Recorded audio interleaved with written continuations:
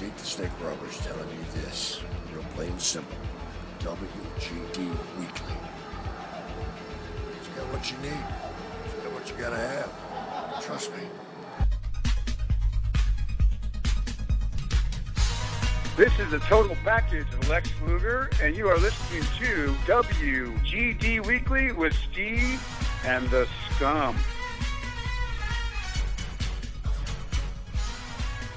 Hey everybody, welcome to WGD Weekly with Steve and the Scum. My name is Steve, and with me is the nefarious Scum.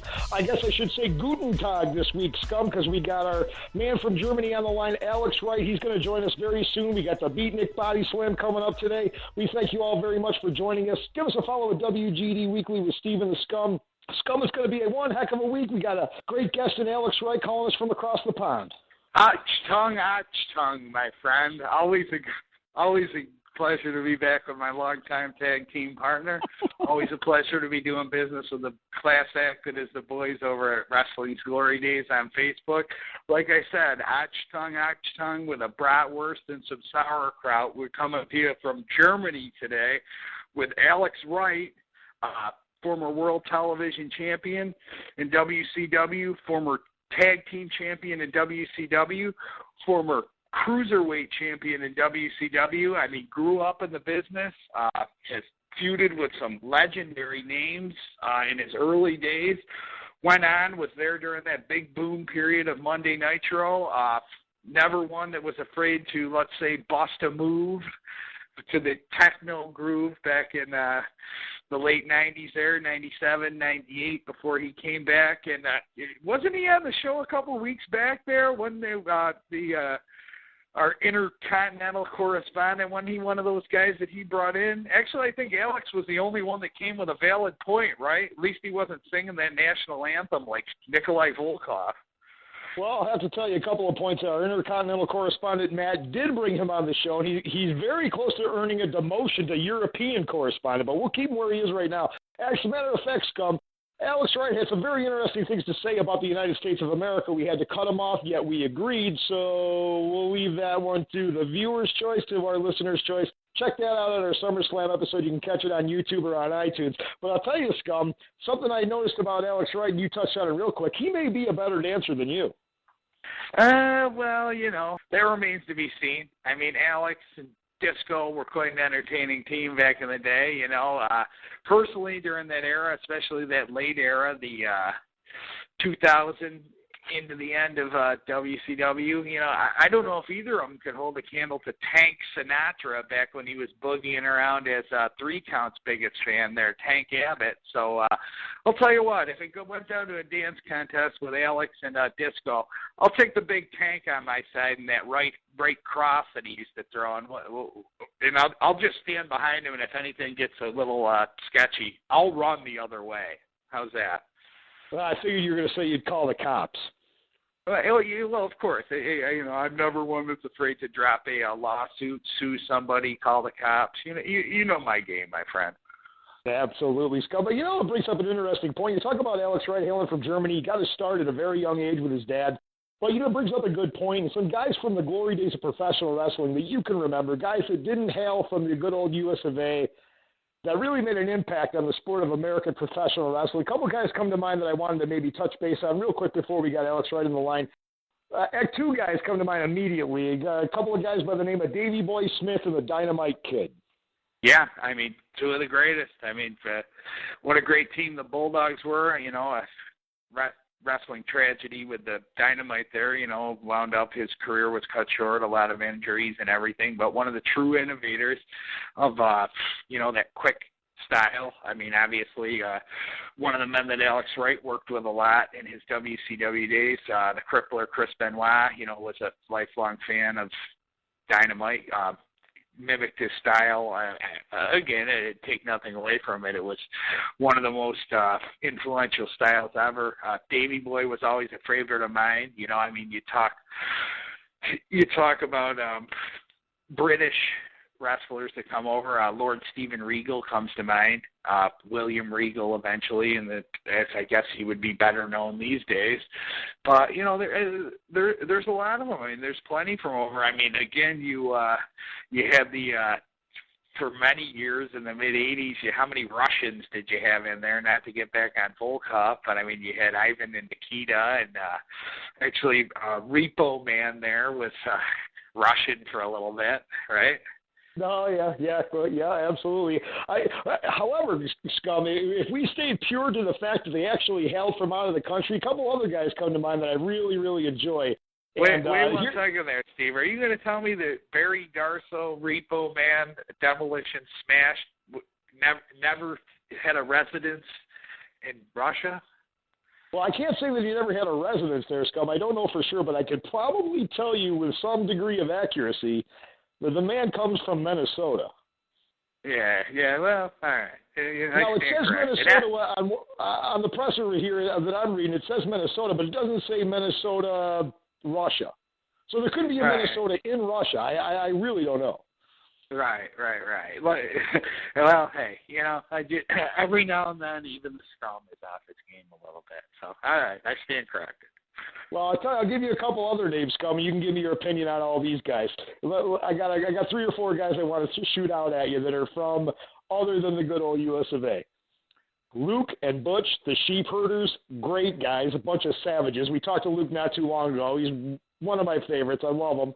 How about, now I don't know for sure, I can't verify this or not, but we got some pretty high names coming from deepest, darkest Africa, and that would be Abdullah the Butcher from the Sudan and Kamala from the jungles of Uganda. Steve, if I could interrupt again, don't forget deepest, darkest Africa. Don't forget the African Dream Akeem. Oh, he was next, baby. I'm doing that thing with my hand as we speak. I don't even know what that's called. Some sort of jive. Is that a jive hand? I'm not really sure. Actually, I think what it's called is the hand jive. I believe there was an actual song written about that in like the 40s. Yeah, I'm pretty sure that Akeem had a residence in deepest, darkest Africa equally as much as Barry Darsow did in the Soviet Union. Absolutely. For that sake, good old Abdullah the Butcher. I think he hails from north of the border there, Kingston, Canada, and of course our good man Kamala from Mississippi. However, we're going to move on. We got a bunch of other guys. Let's play this game a little bit longer, Scum, while we're waiting for Alex Wright to get on the line. A couple other guys that you really enjoyed that don't hail from America. We haven't even talked about the Far East. How about a guy like the Great Muda or Jushin Thunder Liger? Yeah. Again, their style certainly applied well. Not all of them did, but there were definitely guys that came over and got that Japanese style. Brought it. I mean, Muda when he came in and was big in WCW and the classic feud with Sting, and some of those moves that he did then never been seen before over here. I mean, there were other guys there too. I mean, throughout the eras that came from different eras rather that came from Japan that were just fantastic. I mean, Steve, you know me, I like the old school as much as anybody, through the 80s. Then you move into the 90s. I mean, one of my favorite series ever, and again, I have no problem saying I was a big fan of Extreme Championship Wrestling. What about Masato Tanaka when he came over and had that Dynamite feud swapping the title in ECW with Mike Awesome, who also, I know he's American, but, really made his mark over in Japan. But Tanaka was, how about Tajiri? I mean, there's another guy from that ECW era, and this isn't even touching on south of the border. Oh, yeah, absolutely. A couple other guys from the Far East that I wanted to mention, like you said, touching on the old school, the glory days of professional wrestling. There was a guy that doesn't really get a lot of mention when we talk glory days, but yet there he was. Without looking it up, I think he was an AWA champion. I think he held a couple of regional titles in the United States. It was a guy that took Flair to task every time he got in the ring with him. That's Jumbo Tommy Saruta. Yeah, definitely. Always. He was an AWA champion for a bit there too. He feuded with Rick Martel. Again, how can you mention Japan without the great Antonio Inoki? Giant Baba. Right. I mean, those guys. Those are some of the most legendary names ever anywhere. I mean, so you can't have anything but respect there for those guys. There's. Well, I have a question, Scum, not to cut you off here, but I wanted to ask you this before I forget because we're talking Far East. Was the Mongolian Stomper actually from Mongolia? The Mongolian Stomper from Calgary Stampede? Yeah, Archie Gouldy. He's not there. I was just being a smart ass. But not too many people say Mongolian anything anymore, except for Mongolian beef when you go down to your local Chinese place. Well, not to be confused with, I remember as a youngster being in the crowd at the Onondaga War Memorial when the dark match after a Superstars taking saw Hulk Hogan, specifically when he was defending the WWF World Championship, where white athletic tape all over his hands. Thought it was strange the whole match until his strategy was to block the Mongolian mist of another legend, Killer Khan, and then he raked the eyes with it, gave him the old boot and the leg drop, and got the win. So Killer Khan, there's another legend from outside of the States. He broke Andre's leg, had a great program with Andre, came back with Fuji as his manager briefly in the late 80s there, and had a program with Hogan. I mean, it doesn't get much bigger than running a program with Andre the Giant and Hulk Hogan. No, absolutely not. A couple of things touch base on that. I hear Killer Khan, maybe one of the biggest Giants fans ever, New York Football Giants, that is. But moving on from there, you got a bunch of other guys. And doesn't he have a really sweet hat that Steve is? Yeah, it's very stylish. I think they call it a dope rope that goes across the front of the brim. Yeah, at least that thing was very well broken in before he wore it. Oh, I'll bet. Well, we Scum, like you mentioned, we didn't talk about anybody from south of the border. We can maybe move on that here for quite a couple of seconds. I haven't seen my phone line light up yet over here in the studios. We haven't talked about south of the border, and yet the most mysterious part of the universe, and I'm not quite sure where it's located. I'm pretty sure it's not here in America, is parts unknown. Well, yeah, I mean, we all know that WGD Weekly Studios are located in parts unknown. To be honest with you, I was thinking about throwing my hat in the political ring here come November and running for the Prime Minister of parts unknown, but that's another story for another time. But, yeah, I mean, parts unknown. Steve, again, I hate to, before we touch on those other ones, you're talking outside of the United States. What about north of the border?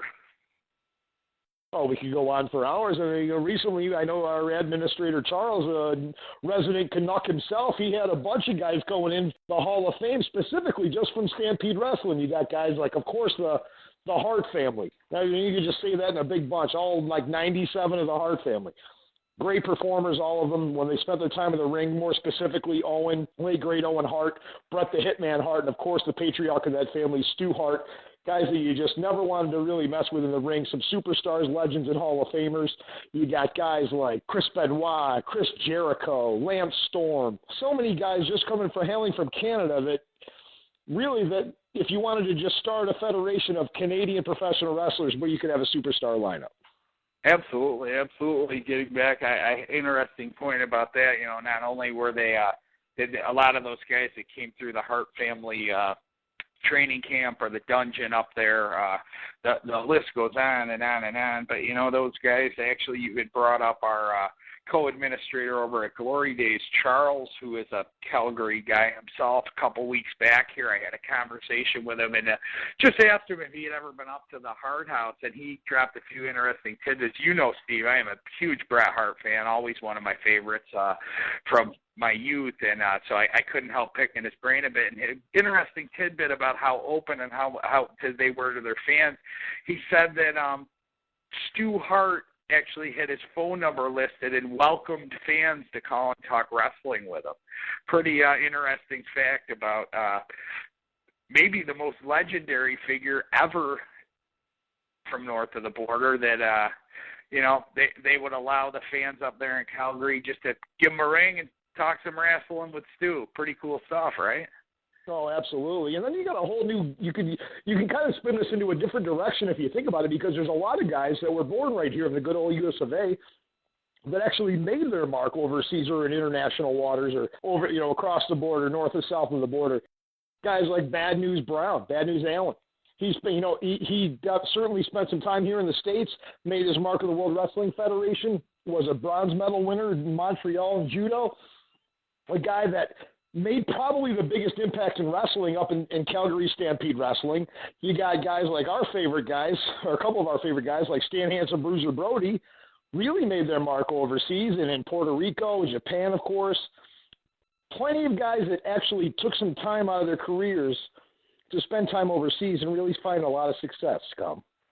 Absolutely. Bad news. I was wondering, you mentioned him and made his mark up there in Calgary as well. I actually believe he was one of the guys who got in on that Hall of Fame ballot, Glory Days from the Calgary Stampede promotion. But now, when Bad News was up there, did he have a Albertan? Is that how you would say it? Albertan sewer rat, or was that just the Harlem sewer rat when he was down in the feud with Jake the Snake? I would probably find a lot more fear in the Harlem sewer rat than I would in the Albertan or possibly Calgarian. Yeah, well, again, though, if you had a sewer rat that could twist you into a pretzel and, then kick you in the back of the head. if he trained up in the dungeon, maybe he had an ace up his sleeve and Terrible Ted the Bear watching his back. Personally, my money's on Terrible Ted the Bear. He spent a lot of time. He spent a lot of time under the hard house as well, under this porch in the back, and I'm sure he spent a little bit of time in the dungeon. I know he had a hell of a hip toss, Scum. Yeah. Hell of a hip toss, hell of a snap mayor, and I'll tell you what, you have not seen anything till you've seen a Ted Conrana. one of the only performers I think that I know of that have never broken kayfabe. Yeah, that's right. Never broken kayfabe, or for that matter, never met a piece of salmon that he didn't love. I think he actually has spoken less in his career than Abdullah, and ate more raw chicken. Shared a lot of the same dietary habits as one of our friends that we've made on the show here, Bushwhacker Luke. Oh, boy, Scum, I tell you, this is why I enjoy our podcast so much, WGD Weekly with Steve and the Scum. We're here to have a good time, relive our memories of professional wrestling from the glory days. We're so glad you can join us. And I'll tell you what, Scum, as we're talking here, our phone lines are lit up. We got Alex Wright with us now. Fantastic. All right, folks, with us now, Scum, we got Alex Wright on the line with us live from Germany, so we're going to get going with him right away. Alex, thanks so much for joining us today. Well, thanks for having me on. Well, let me ask you this question here as we go. We'll start out a little bit about your past as you grew up in professional wrestling. Your father, Steven, was in the business and eventually trained you for your start as a wrestler. Growing up with your father in the industry, what stories or famous performers do you recall crossing paths with at an early age in your childhood? And then what was it like training under your own father as you prepared to follow in his footsteps? Oh, my God. Well, actually, it was really great. I was really lucky as a kid, being on the road with my dad and always have a wrestling ring close by where I could train in. It was the best playground for me, and I started at the age of 3 being in the ring. And as I grew older, I got more eager, and I start training me, I guess, really probably at the age of 5, 6. And, of course, I met a lot of other wrestling stars. Owen Hart wrestled over there, Bret Hart, JBL, Vader, Justin Thunder Liger, Fit Finlay, of course. It's almost Terry Funk, Lance Storm, a lot of stars like Benoit, So, actually, I Dave Taylor, Steve Regal, I met all of them at a very early age. That's very interesting. Did you adapt any of your in-ring moves or styles? Was there someone that you kind of saw growing up that you really liked how he performed and you maybe took on a portion of his moveset? Well, mostly I liked the style of my dad. He was my big role model, and I tried to learn his style. He had a mix of from Japanese, the European, especially the English style, American style, and the Mexican style, because he wrestled all over the world. So I really enjoyed my father's style. He has a very technical style. But of course, like every other young wrestler, I look at all the stars and try to copy things and change moves a little bit to my style, which I really liked, Excellent. Was there anyone besides your father that took you under their wing, so to speak, or helped you become more familiar with the workings of the business? And it looks as though by the time you turned 19, you head over to WCW in America to compete for World Championship Wrestling. So take us through that early stage of your career, where, above and beyond working with your dad. Were there any other guys that helped mentor you? And what was it like being such a young guy in the locker room with some of these bigger names? Well, of course, being a young guy, it's always hard, you know. And it was hard because since I was the son of my father, which my father had a very good name in the business, they expected a lot from me. And it was hard to follow in these big footsteps and to get your respect as a young kid. I mean, I started wrestling when I was 16. I was Europe's youngest wrestler. And it was not easy. But if you're humble and you always want to do your best and you try always your best and you're eager to learn, then you get very soon accepted by the locker room. And I went to the States with age 18, and guys like Arn Anderson, Sting helped me over there, Ric Flair helped me over there, Bobby Eaton. I mean, there were a lot of guys who helped me over there, and I'm very thankful for that. Pretty good names, like you said, in your beginning when you were in your younger years, you know, while you were still over in Europe. I mean, with the Hart Brothers and JBL and Vader, and then you come to WCW and Arn and Flair and Sting and Bobby Eaton. Those are some pretty good guys that have lended you a hand there. Yes. And later on I learned a lot from Dean Malenko and Eddie Guerrero and Benoit, you know. Sure. Yeah, definitely. Well, as we move along talking about your career, I'm sure we'll get into some of those guys that you battled in the Cruiserweight division. Coming into WCW, though, back in your early days there, you're brought on television. Like you said, you come over at 18, 19 years old. And one of the first programs you worked was another up-and-comer there at the time, John Paul Lefasque, who became known as Triple H. Looking back, you had some matches with him. You actually defeated him on that year's Starrcade card. What was your relationship there as a couple of hungry young rookies coming in, working together, trying to make a name for yourself? What were your thoughts then on Triple H as an in-ring worker and as a personality or person? And could you possibly have ever foreseen the future that he would have had in the wrestling business? Well, the wrestling business is a crazy business, so you never know what's going to happen. But anyway, Triple H, or at that time Jean Paul Levesque, he was a very cool and very nice guy, and I had a lot of fun working with him, and there was no really competition between us. I mean, we were both young, and we both wanted to do our best, and we both wanted to show the veterans and, of course, the Eric Bischoff that we can do it and that we have our right to be on the pay-per-view or on the shows, you know. So it actually was very much, I mean, of course you were nervous as a young, especially me, I was very nervous, but it was really fun working with Triple H. Sure. Well, it's good to hear that. Sometimes now with the position that he's rose to with the company and, being married to Vince's daughter, sometimes you hear people, different things where people that might not necessarily really know the guy, and he kind of gets, maybe whether some people are jealous or for whatever reason he kind of gets you always have haters or jealous people, but, when I met him, and I'm sure it's still the same, he loves the sport just like I did and like my whole family did. I mean, my dad wrestled 26 years all over the world. I wrestled all over the world, and my uncle wrestled all over the world, and the stepfather of my father, Ted Bedley, he was promoter wrestler and the owner of the wrestling school. He also trained the British Bulldogs. We all loved the sport, and I met Triple H, and he was the same guy. I mean, he loved the sport very much so. And if you look now at WWE, you see the new WWE Performance Center, and that just shows how Triple H wants to secure the future for the sport and for the young upcoming talents. Yeah, agreed. Like I was saying, it's good. It's always refreshing when you read different things, and then you hear from someone who actually had the chance to work with him. Hey, he was a great guy. We had a lot of fun. He loved the business a lot, and obviously still does. So it's refreshing to hear that out of you, actually. So anyway, moving along, after the program with Triple H, or Levesque, as he was his ring name then.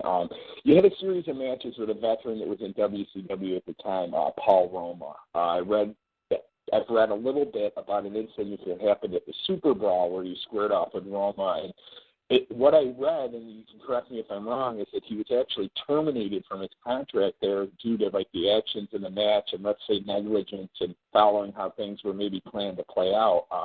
Could you address what happened there with Roma during that Super Brawl match and your thoughts on the whole situation? And was there some type of issue with you two that led into Super Brawl? Well, I grew up to be very respectful to the veterans, and that's how I always handled my person in the locker room. And of course, Paul was a veteran at that time, and my goal was always to have good matches, satisfy the spectators, and just do my best. And but somehow, apparently, the WCW office and Paul had some issues going, which I didn't know about, and well, being working against me, and then the storylines which they had planned for us to, maybe he didn't like that, and somehow, he didn't really want to work with me, which was very, very sad because we could have had a really, really good match. Well, and since he didn't do that what the office wanted him from, then he just got, more or less fired, I guess. But I really didn't have all the background information because I just wanted to do my thing, and work good matches. So whatever happened between the office and him, I don't know. Yeah, just was wondering, I had seen that, and just wondering what your take on it was. All right, moving along, in 1995, you began working a program with Arn Anderson. You had just said, was very helpful to you. You got a big disqualification win over him in a TV televised bout on WCW Saturday night, led to the two of you matching up at Slamboree in a TV title match. How invaluable was the experience of working with Arn while still at such a young age, and what did you gain from a youngster as working with such a great veteran on a personal level? How helpful was he to you at that point in your career? Well, it's the best thing what could happen to a young wrestler, that you work with veterans like Arn or Rick, or who's been so long in the business and has such a big name and such big experience. And I just, profit from it. I mean, I learned so much every time I stepped in the ring with him. It was just great. It was like a walk in the park with him, being in the ring. Very good. So, again, I know that you had mentioned earlier him specifically, anything you recall, any, advice or anything that he specifically had given you to, he said, further? Yeah, I know, good advice. Kid, just listen to me and relax. That's what he said. And that's what I did. And I had fun, Yeah, that is, he always came across as kind of got his point across, very soft-spoken, and was very good. And it sounds like he was also like that as far as giving advice. No, he was a great, great guy. He was a great guy. Sure. All right. Steve is back with us here, so we'll keep moving on here. We go to September of the same year, 1995, and you go from working with a mechanic in the ring, somebody that is very reliable and does what he does so well in Arn Anderson, and you move on to a loose cannon, that ECW style. It was an early edition of Monday Nitro where you faced Sabu in one of his few bouts with the company. Was it difficult to adapt to that hardcore style with Sabu? He's so synonymous with it. And what are your recollections of working with him? And also, do you remember what the reasoning was behind him only being in WCW for just a short period of time?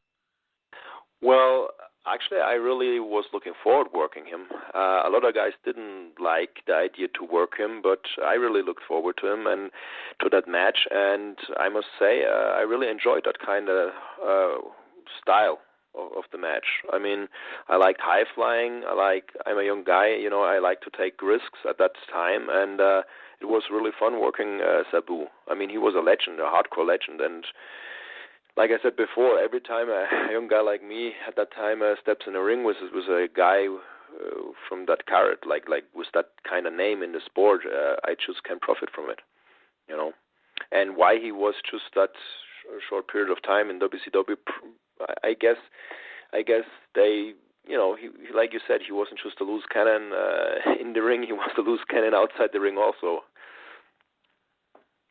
Very good, very good. That would certainly explain that, because, like you said, he definitely was a legend in that hardcore genre, and that, I'm sure he could have rose to big things in WCW if it worked out. Yeah, sure, surely, great athlete, but he, like I said, he was. WCW didn't like, I guess, people that they couldn't control, too much. And you never knew what Sabu gonna do when it's live TV, So I guess it was too much of a risk for the company. If you could touch on your time working with Guerrero, Malenko, Benoit, and Jericho, and what were your thoughts of working with each of them in the ring, and what type of relationship, or what type of people did you find them to be outside the ring? Okay. Well, I must say I really enjoyed being in the cruiserweight division. Even so, I was the tallest of all the cruiserweights, so it was a little bit hard for me. But I liked the style very much because it was very technical and very high flying stuff and all that things. And there were great wrestlers, like you said, Eddie and Dean and Chris and stuff like that. I met Dean and Eddie at my time in Japan when I went over there for New Japan, wrestling the Super J Cup. And that was very funny because I went over there with Pilman, but I didn't know anybody else over there. And apparently Arn Anderson told Dean to make sure that I'm okay over there. And when I met Dean and Eddie, they said, well, hi, how are you doing, blah, blah, blah. Do you want to go party, And I said, of course, young kid always wants to party. And then we went to the party place in Tokyo, and we were sitting there ordering our drinks, and suddenly they said, hey, to the waitress, hey, take a picture of us, and suddenly they gave me both a kiss on the cheeks, left and the right, and I said, oh my God, I didn't know those guys, what are they doing with me? So they kind of were ribbing me all the time at the beginning, but they always showed me a lot of new moves and technical stuff, and which I have to look after in the match, and I was very thankful for the time that that I had with them in the ring, because I always learned something, same like with Arn. And like I said, I really enjoyed being in the ring with them, also with Benoit. Benoit was a very, very tough wrestler, very hard intensity in the ring, a lot of impact, but I like that kind of style. So I always like to work very intensive. And same with Chris. I mean, every match I had with him was a good match, and I really enjoyed being in the ring with them. And all of them are very, very fine person outside of the ring. You mentioned Brian Pillman, and obviously Eddie Guerrero and Chris Benoit, left far too soon. They were, all of their passings were pretty highly publicized, mainstream and everything. You said you were over in Germany, but what was your reaction when you heard of the unfortunate passings of Pillman and Guerrero and the whole mess that followed with Chris Benoit? Well, Pillman died when I was over there. I mean, I was staying at the same hotel when he died that night. So that was a shock to me, because he was a young guy. I mean, he was like, I guess, 38 or something like that. Everybody was very sad. And Eddie, he was like a friend to me, and also like Chavo, and Dean and Benoit, I did a lot of road trips with them. And, it was very shocking to hear about Eddie's death. I was very, very sad, It's sad. It's those, when you travel a lot of times with them and you see them more than your family, then it becomes somewhere your family, You take care of each other, you train together, you party together, and it was sad hearing about Eddie, and it was very sad about hearing Benoit also. I mean, it was shocking, really, because I met a person which was totally different, and so it was kind of unbelievable for me that this happened. Yeah. I mean, I'm sure for you being, like you said, friends and traveling with them. I mean, I can speak for Steve and myself when we say, in ring and just as fans watching. I mean, Chris Benoit was, how couldn't you like his style and the way he did it? I think that was real shocking to everyone. Again, I just wanted, being that I knew must have had a personal relationship, just wanted to touch on that briefly before we moved along. So then in 1997, we saw your good guy, kind of, baby face young up-and-coming character go astray and turn heel. You were inciting the crowds with the new techno dance moves, and actually remembering back, wound up, getting a really good push at that point and a good reaction from the crowds. Resulted in that Cruiserweight title run, a run with the TV title. Whose idea was it for you to turn, and more specifically, where did the idea for the dance moves come from? I mean, what did that era mean to your career? And, what does it say to you at that time that when you're given the Cruiserweight title with a win over Jericho or beating Ultimo Dragon for the TV title? Right. Well, I always hated being a good guy. I hated that pretty boy image. It's hard being a baby face. I'm a foreigner, plus I was German, and being in wrestling in the States and being a baby face is really hard. I mean, the kiddies and the girls and the grandmas, they loved me, but all the hardcore fans, they just hated me as babyface, So it was always hard to get the whole crowd. It also depended where I wrestled, if it was in the north or in the south. But, it was a good experience at the beginning, but at some point I just said, listen, to the office, listen, guys, I really don't feel comfortable being a babyface. I don't like the pretty boy image. Why don't you let me be a heel? It's much better. Techno dancing, pretty boy image as a heel, and being a foreigner, it's much easier. It really worked. I mean, the people really hated me, and that's a lot of fun. Getting that kind of reaction.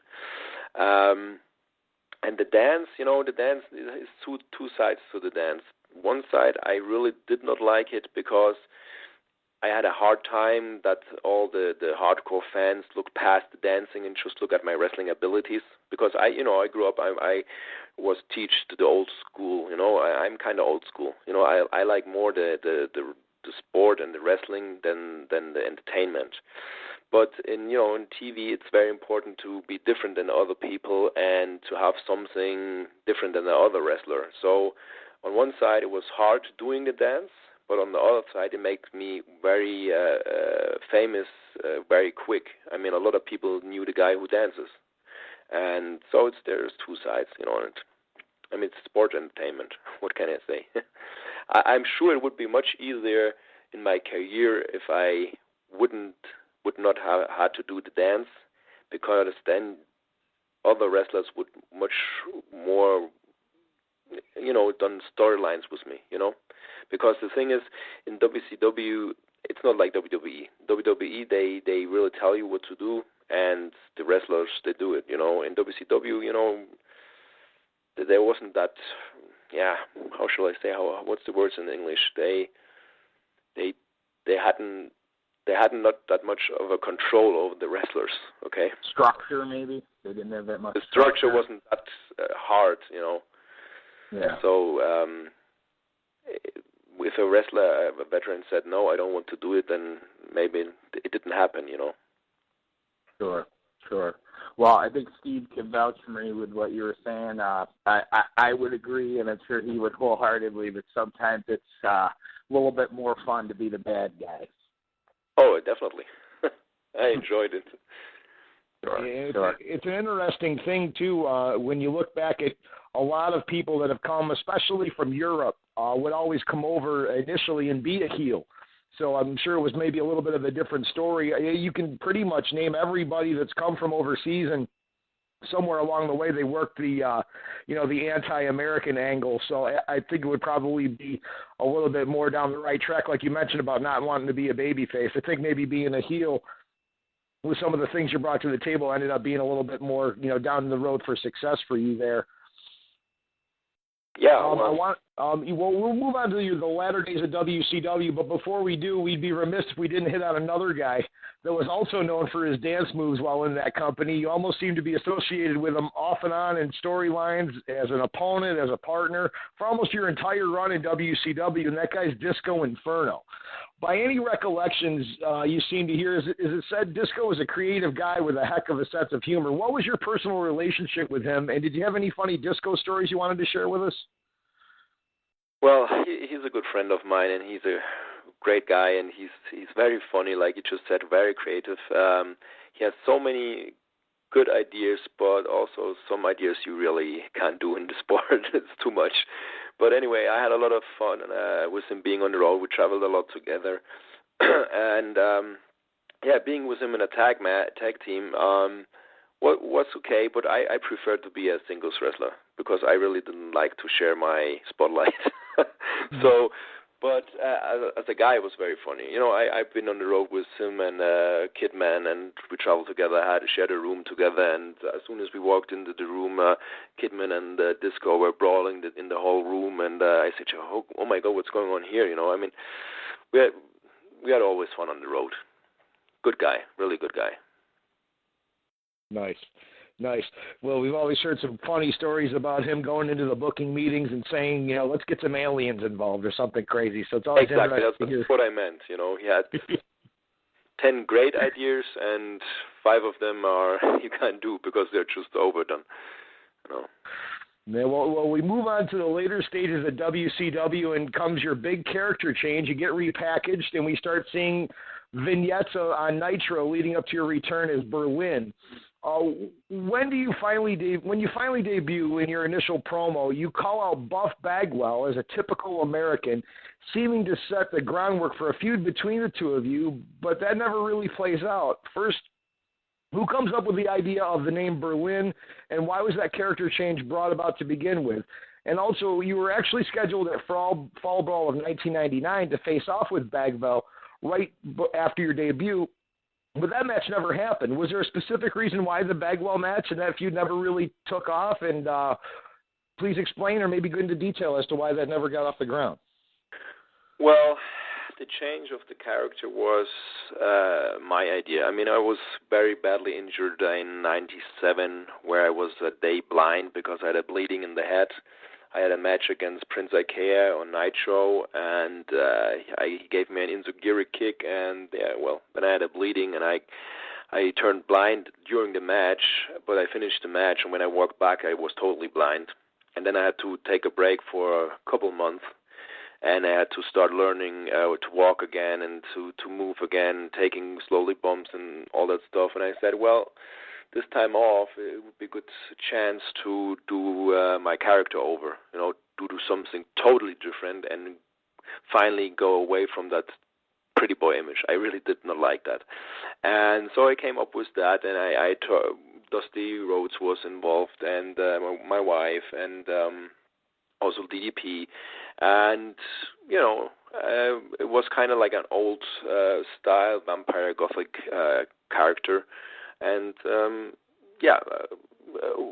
actually it had a lot of potential, the gimmick. I mean, the crowd really reacted very good to it.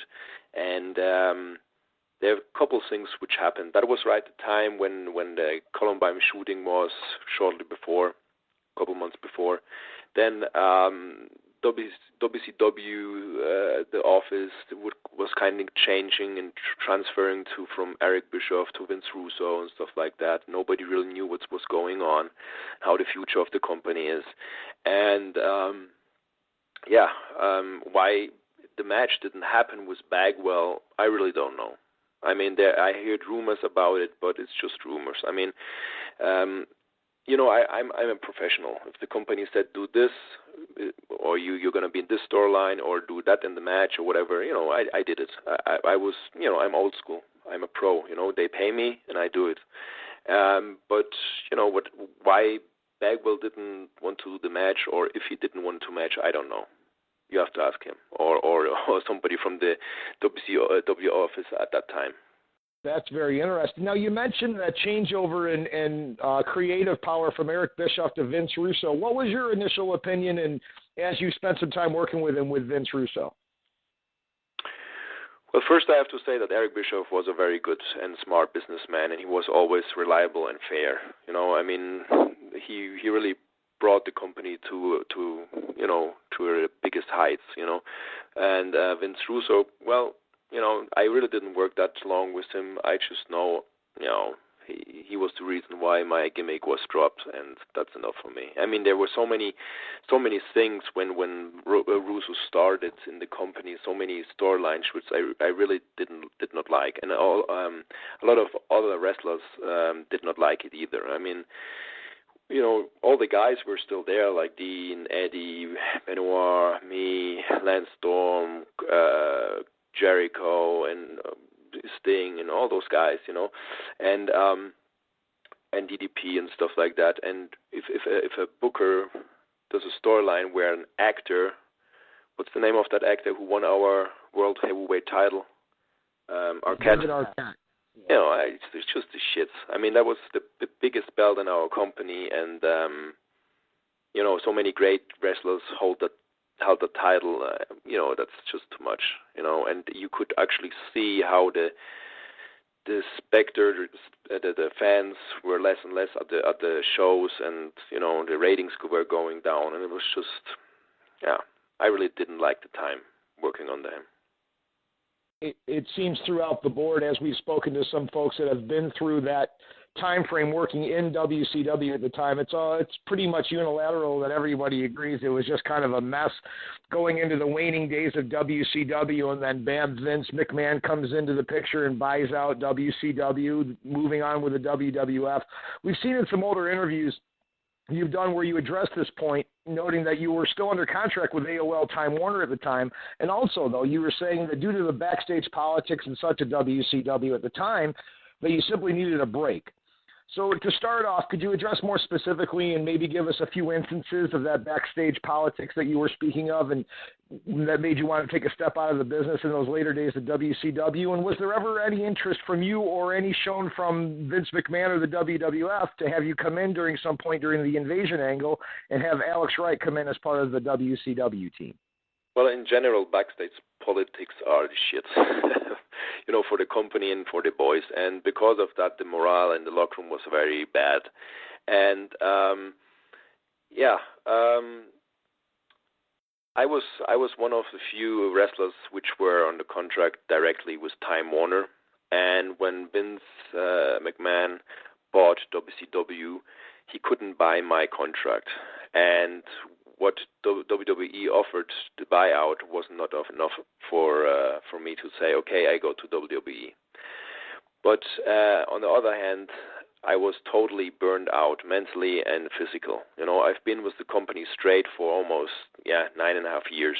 I mean, I had tour days, 350 days. Sometimes I wrestled 7 matches a day, and I was still a young kid, and I always worked with my injuries. I didn't want to lose my spot in the company, and I just needed a time off.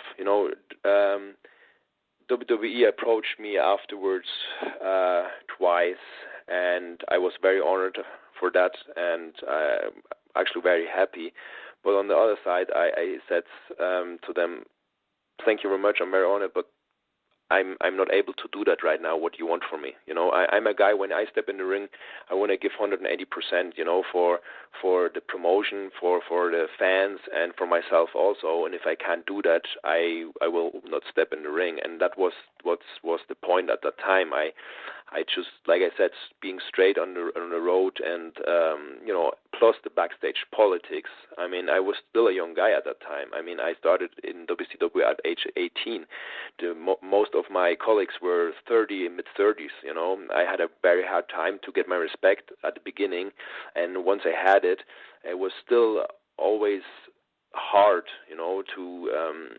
to live with the pressure. I mean, you wrestle every Monday night Nitro live in front of 30 million people on the TV. Your bosses always look, and they always look if the ratings going in your segment, if they're going down or up, and if they always go down, you just lose your spot on the show.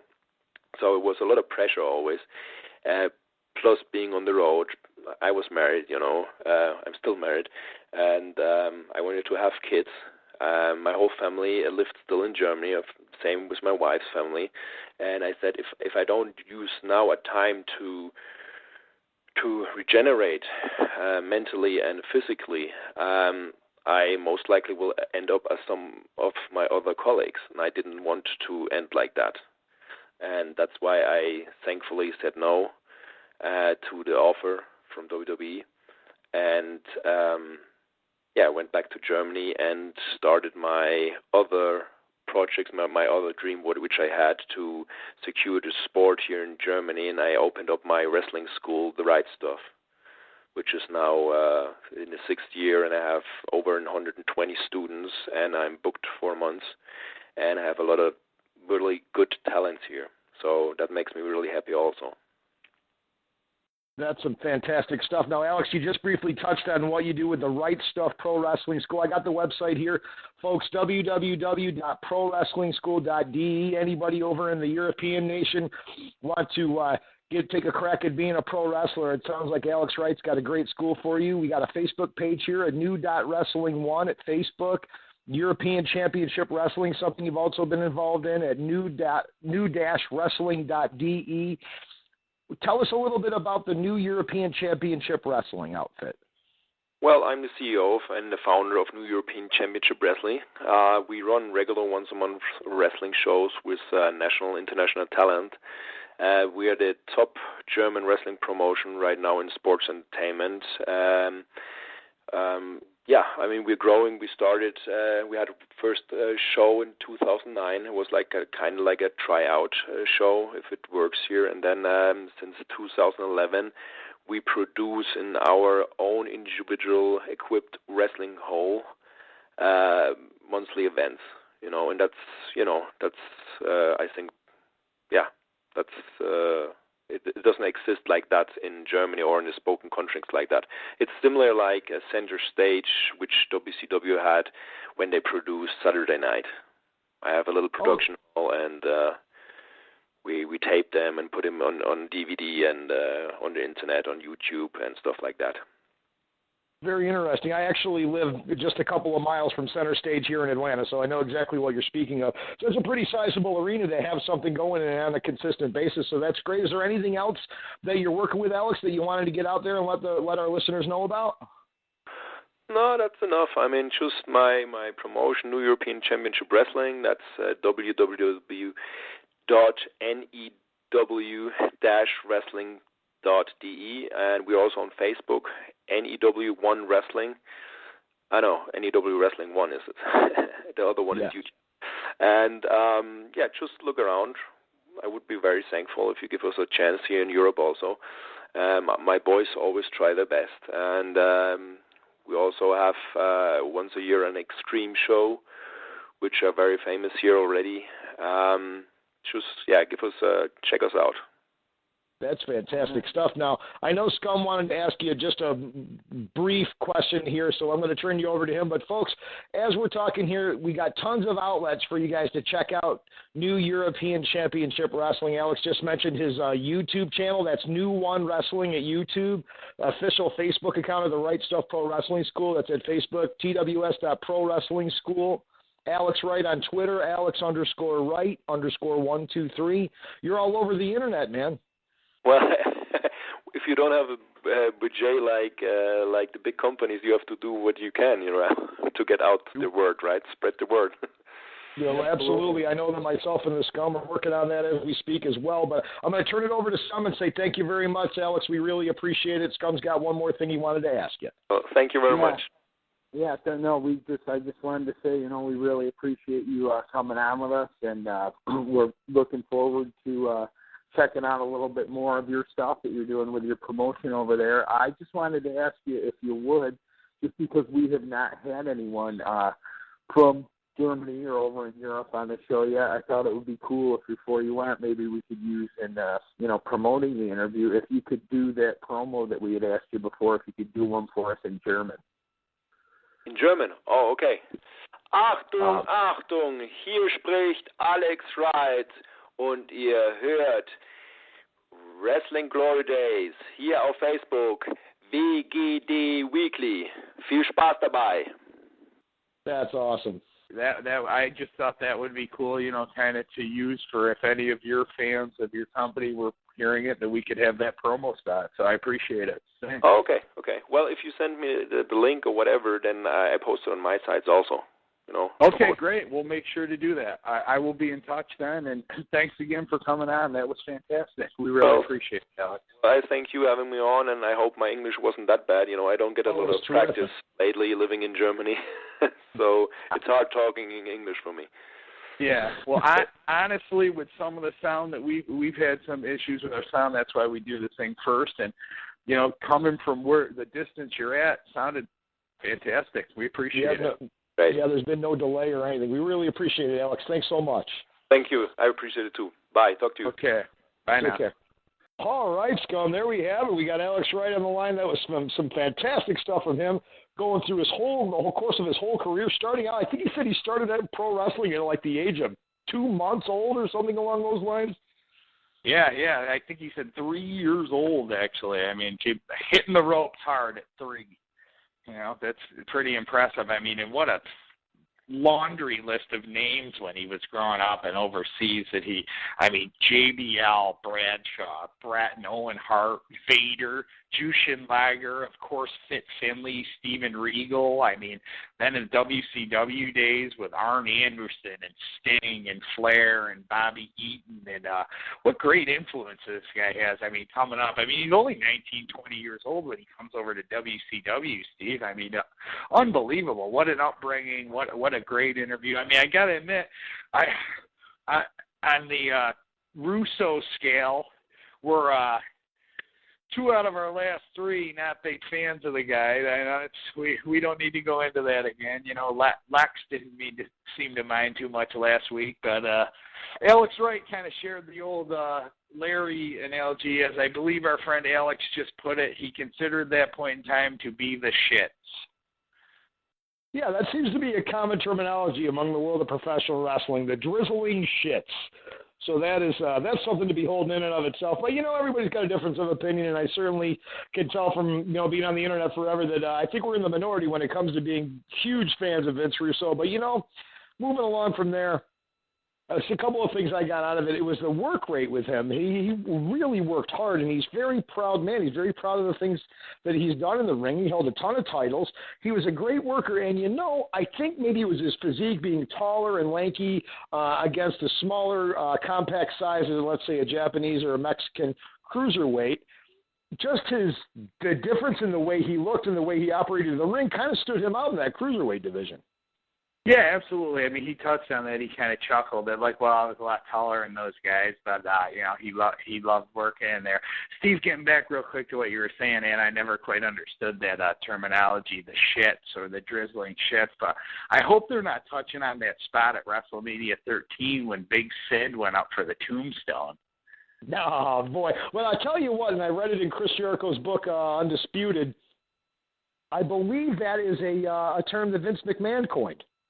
Yeah, I think I've heard that. I read it. It's probably where I've read both of Jericho's books. They're fantastic reads, and I think that is where that came from, if I do remember correctly. I mean, I don't know how Alex Wright would have gotten that. I don't recall him ever working with Vince. Maybe picked it up from some of the guys that he worked with. A lot of those names that we just spit out certainly spent a lot of time and made a name for themselves up north. But speaking of up north, speaking of Vince, rookie coming into the business, not coming into the business for Alex, but making, his first big stop in America, WCW, Bamo, writing a program with a guy that would later on down the road become known as Triple H, John Paul Levesque at the time, talked about him. Now you're right, yeah. He's affectionately known by all those people who know him so well across the Internet. He spoke about, again, now he maybe wasn't too fond of Russo, but you also hear Triple H get a lot of flack. I mean, maybe, again, like I said to him there, it probably get to jealousy. Not only did he have a fantastic career, not only has the guy worked with the best in the business, not only was he a hell of an in-ring worker, now he's married to Stephanie McMahon. He's running the company for the most part. I mean, but Alex Wright, great guy, passionate for the business. He says about Triple H, a lot of fun to work with, and exactly what he said. I can't imagine that he's any different. He talked about, take a look at that new performance center and stuff. So, again, I always like it when our guests come on the show and kind of debunk these myths for the people who don't necessarily know what they're talking about. So by all accounts, there's someone who knew Triple H right when he was coming in the business. Great guy, says he would expect nothing else out of him right to this very day. Absolutely. And you're talking about two guys that was, they were making their start in the industry and they were working real hard to make a name for themselves. And honestly, I from just from experiences from reading and from being a fan of professional wrestling so long, that seems to be the time where people can make a choice as to what type of, what road they want to go down regarding, are they going to be a team player? Are they going to be good in the locker room? Are they going to, continue their careers? Or is it going to be something that's a little, shady under the table, so to speak? So it's good to hear, the good things that Alex Wright had to say about a lot of those performers. Triple H at the top of the list. And, working in an industry and being trained by your dad is a time-honored tradition, actually, in the world of professional wrestling. And I think that because of the bigger names that we know, the Von Erichs, the McMahons, we forget about this type of stuff with a guy like Alex Wright. He was raised in this industry. He knows more about this business than I bet you, half the people that are in the industry now. So he's a untapped knowledge, and it was so great to have him on and to hear kind of a fresh perspective. And I told you this off the air, Scum, is something that I really enjoy. Alex Wright brought it, Bushwhacker Luke brought it, and that is just a blunt honesty that you don't always see in the United States because of all the political correctness and everybody's not so worried about hurting each other's feelings and this and that. I'm the type of guy that takes it straight. So when we can have somebody on the line that just simply delivers unadulterated information and just simply tells you how it is, I have a lot of respect for a guy like that. So Alex Wright, good man to me. Yeah, absolutely, Steve. I would agree. I think it's eye-opening when you hear, how he didn't like being categorized kind of the pretty boy, the baby face there, and how he wanted to get out of that because he had so much respect for the old school style and the hard-working and the stiff style that you might not expect that if you didn't hear it here on WGD Weekly with Alex, when you might not think that of someone like that, and you're talking shooting straight. I mean, how many people are willing to sit down and even address the Chris Benoit situation? He spoke with us. I mean, you never get that. I mean, people, that's almost taboo. People won't go near that. He had no problem saying, he was shocked by it, just like I'm sure you were, and just like I was, and just, as a fan. But there's someone who went up and down the road with Benoit, Eddie Guerrero, Malenko, Brian Pillman, those guys that he mentioned, Chris Jericho, and certainly Chris Benoit, and hey, he had no problem, addressing it and telling him that wasn't the guy that he knew. He was stunned and shocked and misses his friend, and he still misunderstands that whole situation. Speaking of misunderstanding, it was interesting to hear his take on the whole Paul Roma thing, even though he didn't really know what was going on. He didn't know what his reasoning was for that, for Roma just kind of going off on him that year on that pay-per-view match. I'm not really sure what happened there either.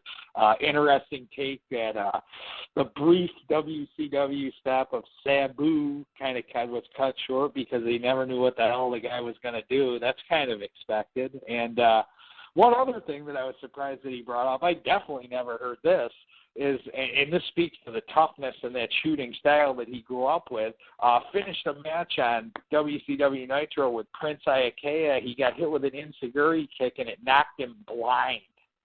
Man was blind, like walked back to the locker room, could not see from an enziguri. So, I mean, it's a pretty tough guy you're talking about there.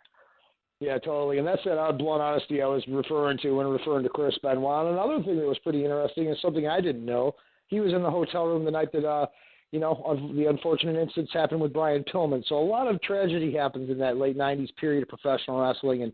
And Alex right there in the middle of it, and was able to garner quite a career. And, as he moved on, he actually didn't want to work at the World Wrestling Federation, if I took that correctly. And he went home, and he brought that art back to his homeland in Germany, and started a wrestling promotion, started a wrestling school. It's gained a lot of traction, certainly something that I would love to watch. I know it's on YouTube, and I think that's pretty great. I mean, there's people that have to really, to this day, there's guys 50, 60, 70 years old, still in the industry, trying to make a living, didn't plan ahead, wanted to go for the gusto, the big stage. And Alex Wright, I think, saw the writing on the wall, maybe because of his experience growing up in the industry, and saw that change, that evolution in the world of professional wrestling kind of morphing into the sports entertainment and now into what we see today. And quite frankly, I think he wanted to go in a different direction.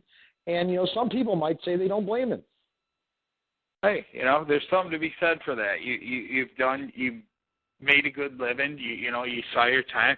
And again, at that point in time, like he said, getting back to our earlier reference, which, you know, I really hope he wasn't referring to Andre, given the old sit down in the corner with bad news late in his career over in the Orient. But, you know, he said that just those backstage politics were the shit.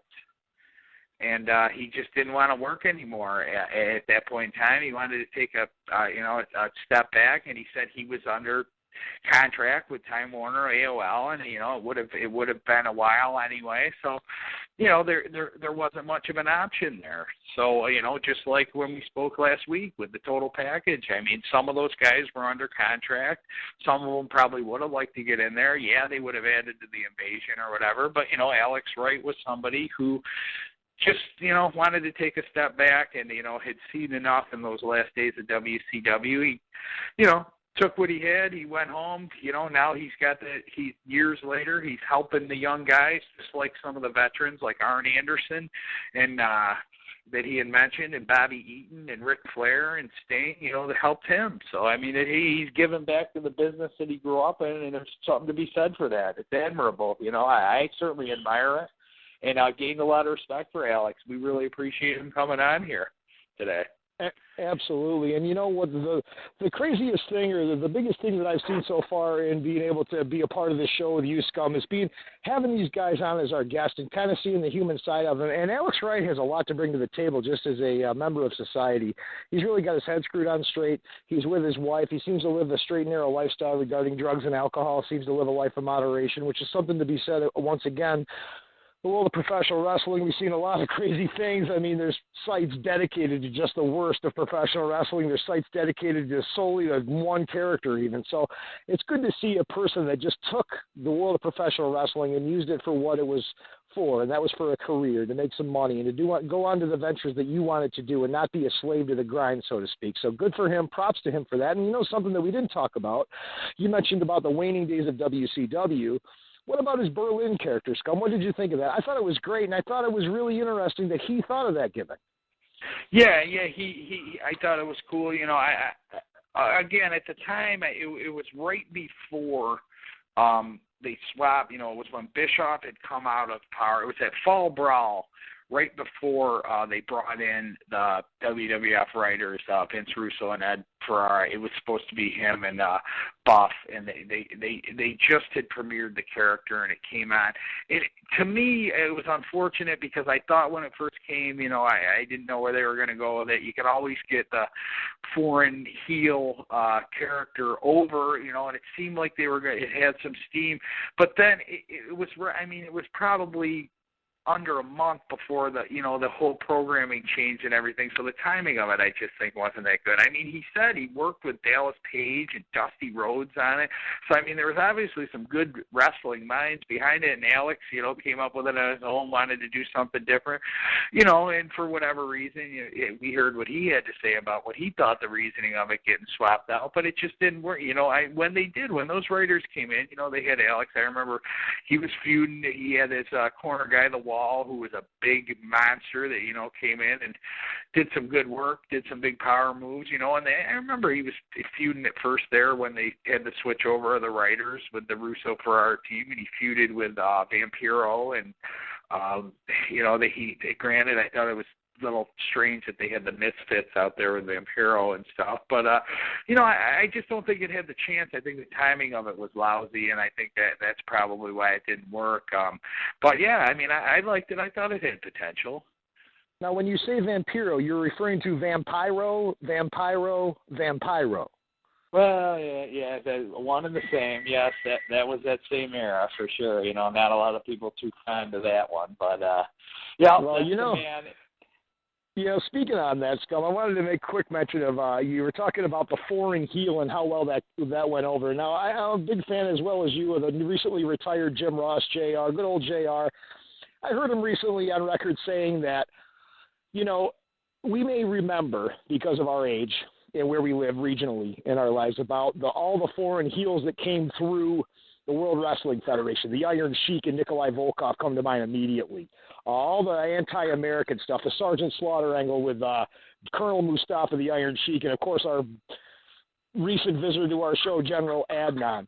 But, it's interesting to see that actually took its roots much before that, and I know probably even prior to this, but JR touched on how many foreign heels came in through the Mid-South region, and Bill Watts was a big fan of the heel from another country, and he would even get a guy from Canada and try to get him over as a heel long before the Hart Foundation did the Canada angle there in the Attitude Area. So I find that to be interesting that no matter what changes, some things stay the same. And I think if you brought a guy in today in the world of wrestling and was just anti-American, kind of the irony of the Zeb character, but if you still brought in just a guy from another country that shit on America today, it would still get heat. Yeah, I think it always does. I mean, I think you can never say too much about the foreign heel gimmick. And, speaking of which, Steve, I think that kind of could lead us down the next path that we're going with here on the show and a big return. You might say that foreign heel gimmick, throughout the years has worked pretty well. You might say that it's kind of cool. You might even say that it's groovy. Oh, Scum, you're absolutely right, and groovy it is. Folks, if you hear that music, it's time for only one thing, and that's the Beatnik Body Slam. Stay tuned right away. We got the Beatnik Body Slam coming right up. Scum, you're up first, my man. Beatnik Body Slam, what do you got for me? Well, I always like to lay a little culture on the listeners and yourself, and given our guest today, I thought I'd keep it outside of the American borders. Why don't we try a little something different this time, Steve? How about we lay them on each other and see if we can wager a guess as to who we are mimicking in the Beatnik Body Slam this week. That sounds absolutely fabulous, my friend. I'll be listening with open ears. Fire away when ready. For mine, I would like to take us back to the golden age of 1999. It's nice to be in a place where you get a little respect. It's nice to go to a place where you see some kids in the audience, too, where you sit back there all night and you sit back there and you listen to everybody. And I know everybody's all upset about the ratings and the stuff. So I'm not going to worry about very much tonight. And I think I'm going to start us off with a little bit of old Canada, our home and native land. True patriot love and all thy songs command. With glowing hearts, we see thee rise in true north, strong and free. From far and wide, O Canada, we stand on guard for thee. Hey, Bischoff, put that in your pipe and smoke it. Now, I've been in the WCW for over a year, 5 times a world champion, the best there is, the best there was, and the best that there ever will be. And I can't get a match with anybody. You've got Ric Flair, the world champion, back here hiding under a table somewhere. You've got Hollywood Hogan. I guess he's afraid of me. But I'm going to get right to the point. I came to WCW to earn a reputation, not lose it. And I got one point I want to make. I want to prove that I can excellently execute any wrestler I want, anytime I want. So let's cut to the chase. The franchise player, William Goldberg, you big chicken. He thinks that since he's built like a tank, he can run over top of me. Well, I'm not going anywhere, Bill Goldberg, until you come out of that dressing room, biting your fingernails, trembling with fear, because he can take me on right here tonight, right in Toronto, Canada. He's putting up this money to take on Steve Austin. Well, let me tell you something. I beat Steve Austin every time I've ever fought him. He likes to fancy himself some type of big, tough, fancy football player. Well, I have news for you, Bill Goldberg. This is hockey country. Put away your silly helmet and come out and fight me. So go ahead and respect that. Hey, Bischoff. Hey, WCW. I quit. Well, what a mouthful of Beatnik Body Slam. We got the Scum's edition up first, and it's Guess the Beatnik Body Slam promo. And, Scum, I'd like to have 3 guesses on this, if that's okay. Yeah, I don't think it'll take too much to guess that one, my friend. Well, the first one, I was a little confused at first, and I thought maybe you were referring to Van Hammer. Okay, so Van Hammer is not correct. It certainly couldn't be the Shockmaster. All right. You gave way too many clues in that one, my friend. I'm going to have to go with Bret the Hitman Hart's legendary promo in Toronto, Canada, right directly after Bill Goldberg coming out and spearing him, knocking himself out, and we all find out the big reveal. Bret Hart removes the hockey jersey to find a steel-plated, bulletproof vest sort of contraption on him. Fabulous promo, fabulous work on the Beatnik Body Slam Scum. I got one for you now. And we're going to go to WCW, and we're going to go several years prior to that. We're going to go early 80s to mid-80s here. You know, there are people in the world my mama told me to never associate with. Valiant and King are two of the types, and you know what I'm saying. I don't like street people. I don't like people who take handouts, income tax that I have to pay to support you bums with a bottle of whiskey in their back pocket, out on the gutter, in the street somewhere. Jimmy Valiant has taken Rocky King under his wing. What else has been under that wing, I ask? Rocky King, you're a piece of trash. And Big Mama, I've seen her elsewhere too, on the street corners, on more street corners than the Atlanta Journal-Constitution. So you two keep your nose away from me and my Midnight Express, or we'll knock it off your face.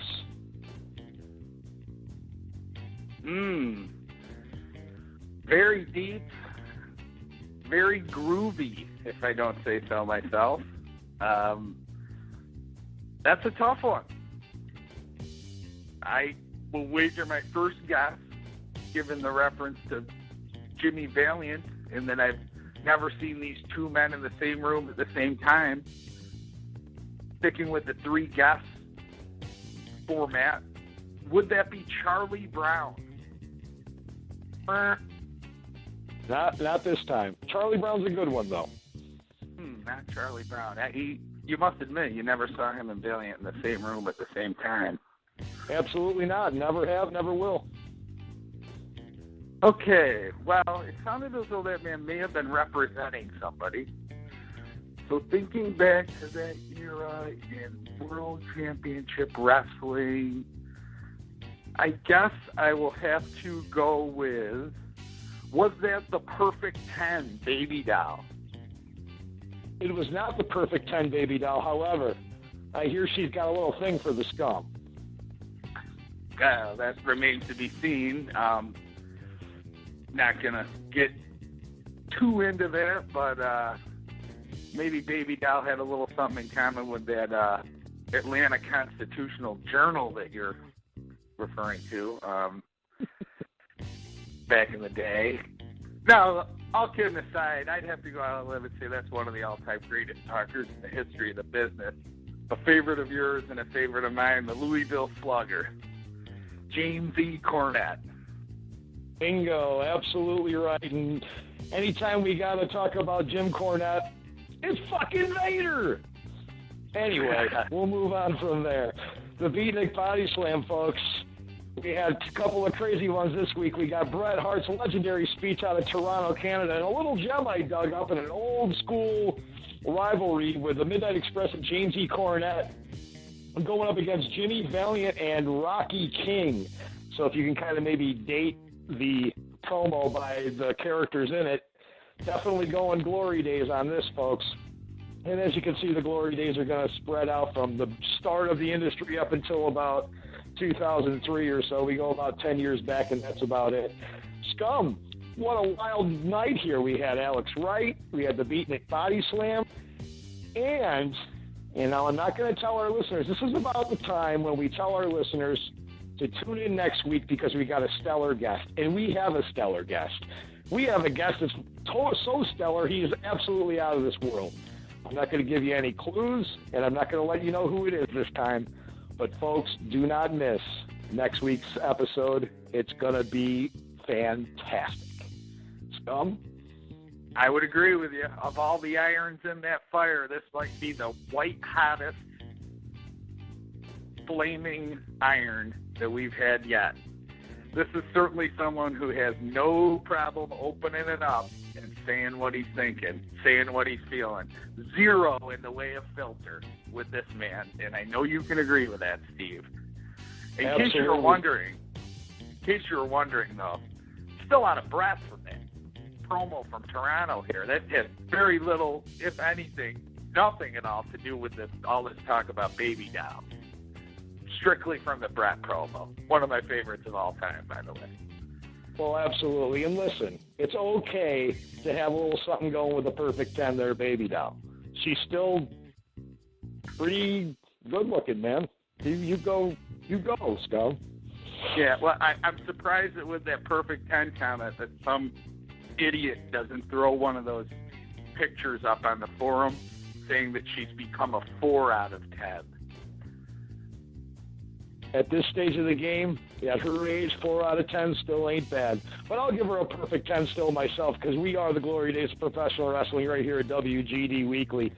On behalf of the Scum, my name is Steve. It's been one wild week, and let me just tell you what, I promise you, you do not want to miss this next coming episode next Sunday. It's going to be out of this world, and like I said, if we told you that we had Larry Zbyszko on the line for a show, and we told you and advertised we had Lex Luger on the line, some big names there, folks, we're not giving it up. Tune in next Sunday, sit down, grab some popcorn, and relax, because it's going to be a doozy. Scum, it's been one hell of a week, like we said. I really wanted to thank everybody out there for joining us. On behalf of the Scum, my name is Steve. Definitely tune in next week. See you next week, people.